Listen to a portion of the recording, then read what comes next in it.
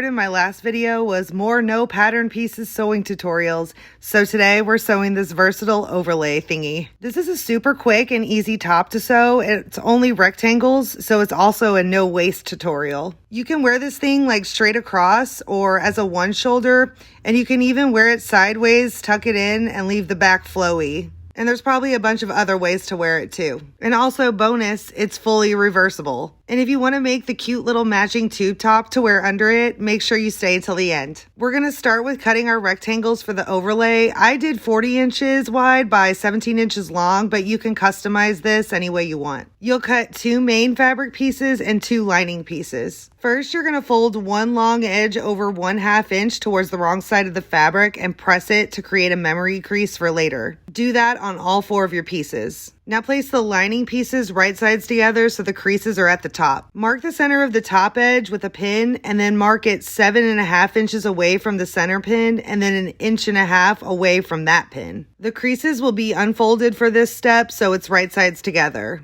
And then mark it the same way on the other side of the center pin and sew both 1.5 inch sections along the memory crease. Now your lining will look like this with the arm openings on the sides and the neck opening in the middle. Do all of that to the main fabric pieces too. Place the lining and main fabric pieces right sides together and line up the edges all the way around. The creases will still be unfolded at the top. Start a few inches away from one edge of the neck opening and sew all the way around one side of the top. You'll end a few inches away from the other side of the neck opening. Now do all of that again on the other side of the top. You won't sew any of the neck opening at all. Now clip all of the corners and turn it all right sides out. Use a crochet hook or a chopstick to poke out the corners nice and crisp and then press all your seams. Then you'll fold back the memory creases at the neckline and line the edges up, and you can top stitch around both sides of the top, closing the neckline. Now the overlay is done and you can see the neckline is closed and the arm edges are finished. Okay, second quick tutorial is the matching tube top underneath.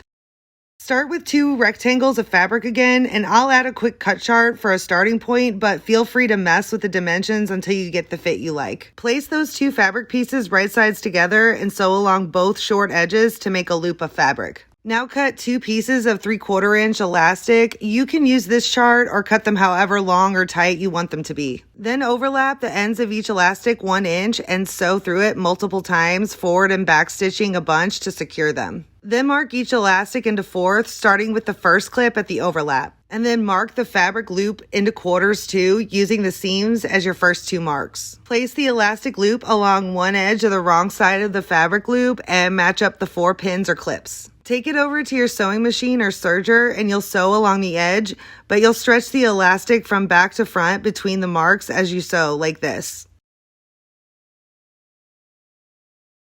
This will attach the fabric and elastic and sort of gather your fabric. Then you can flip the fabric over to cover the elastic and sew a zigzag stitch along the finished edge you just sewed. Stretch the elastic from front to back again and you'll end up with this look. Now that one side is finished, do the same with the other side with the other piece of elastic and you're finished. You don't have to sew the tube top. The overlay thing would be really cute over a dress too if you needed like a shawl for a special occasion or something. Anyway, I hope you like this one and I'll see you next time.